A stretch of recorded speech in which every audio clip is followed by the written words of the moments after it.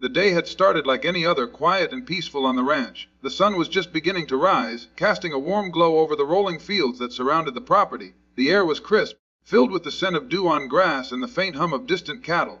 I had settled into my office, a small but comfortable building on the far side of the complex that I had developed over the years. It was my sanctuary, a place where I could focus on managing the ranch's paperwork, coordinating deliveries, and planning the future growth of the property. There was no one around except the workers tending to their morning routines, and I enjoyed that kind of solitude. It was what I had worked so hard to build: peace, independence, and full control over my land. That peace, however, was quickly interrupted when I noticed a group of well-dressed strangers walking briskly across the gravel driveway toward my office. Their faces were tight with determination. Clipboards clutched firmly in their hands, and their matching name tags identified them as members of the local homeowners association. I raised an eyebrow, puzzled. My ranch had nothing to do with any HOA. It was privately owned, fully paid off, and the entire complex, from the grazing fields to the storage units, was legally mine. Still, I stood up and went to greet them, thinking perhaps they were simply lost or misinformed. Before I could even speak, the woman leading the group, a sharp-featured individual with a no-nonsense tone, declared that they were there to conduct an inspection of the property.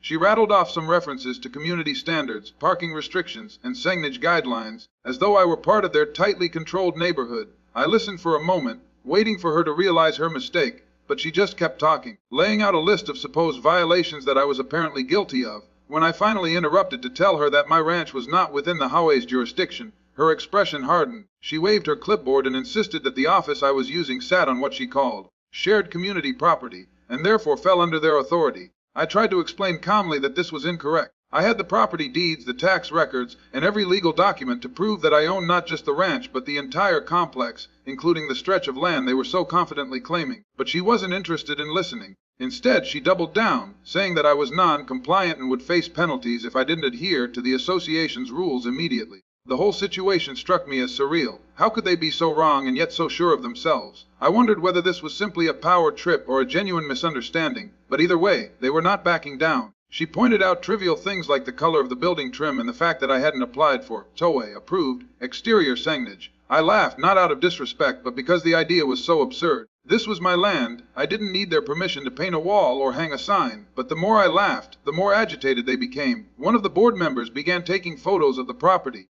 scribbling furiously on a notepad. Another walked around the building as if preparing to issue citations. I reminded them once again that they were trespassing and that I was fully within my rights to ask them to leave. They ignored me, acting as if they had the final say. Then came the moment that pushed the situation from ridiculous to unbelievable. The HOA president pulled out her phone and, right in front of me, called 911. She told the dispatcher that there was an unauthorized individual occupying an office that belonged to the community and that the person, meaning me, was refusing to vacate. She painted a picture that made it sound as though I were some stubborn squatter, illegally taking up space on property I didn't own. I stood there in disbelief, listening to her calmly explain to the emergency operator that I was trespassing on what she called HOA-managed land. I could hear the faint response from the other end, but she ended the call quickly after providing the address. The other board members looked satisfied, convinced that their version of events would soon be enforced by law. I didn't panic. I knew exactly how this would end. I had every document on hand, original property surveys, updated municipal records, title deeds, everything. But I also knew that this was going to be a waste of time and energy. All because a few people had convinced themselves they had power they never actually held. Within minutes, the sheriff's deputies arrived. I could see the slight tension in their posture as they approached, no doubt expecting a conflict based on the HOA president's call. She quickly took charge, walking up to the deputies and repeating her claim that I was trespassing on community property. She gestured toward the office, the parking lot, even the access road, as though it all belonged to the HOA. I kept my cool, greeting the officers politely and offering to show them the paperwork that would clear everything up. They nodded, perhaps already sensing there was more to the story than the HOA president had let on. As I handed over the documents, I could see their eyes scanning the details carefully. The silence hung in the air, punctuated only by the distant calls of cattle and the rustle of wind through the grass. What started as an ordinary morning had spiraled into a bizarre confrontation, but I knew this wasn't over yet. The truth was on my side, and soon enough everyone would see just how wrong they had been. The morning's confrontation had left a strange tension in the air. Even after the sheriff's initial review of the documents, the HOA members refused to accept reality. They gathered in the parking lot just beyond the fence, huddled in tight conversation, casting occasional glances toward my office as if they were plotting their next move. I could see the frustration in their body language, the quick hand gestures, the pointed fingers. It was obvious they hadn't expected me to stand firm. They came believing their authority was absolute, that a simple threat would be enough to make me fold. But now, with their plan unraveling, they weren't ready to give up. I returned to my work, trying to refocus. But within an hour they were back, this time more aggressive, more insistent. The HOA president, her voice sharper than before, stormed into my office without knocking, her clipboard clutched like a weapon. She didn't ask to speak, she demanded my immediate compliance. According to her, I was now in active violation of the community's architectural standards. I calmly reminded her that this wasn't community property. The office, the parking lot, the entire building were part of my private ranch complex, fully owned and documented. I had no shared walls, no shared utilities, no ties to their association. But she wasn't interested in facts. Her eyes narrowed as she flipped through a thick stack of printed regulations, pointing to sections that detailed acceptable exterior modifications, parking space usage, even landscaping requirements. She claimed that since my office was within the visual range of the community, it still had to follow the HOA's aesthetic guidelines. I almost laughed at the stretch in logic, but I held my composure. It was clear now. This wasn't about rules, it was about control. She was determined to flex authority where none existed. As she went on about fines and legal action, I noticed that 2 other HOA board members had started taking photos again, documenting everything from the color of my office door to the types of vehicles parked nearby. One of them was measuring the distance from the parking spaces to the building, as though they were preparing a detailed case against me.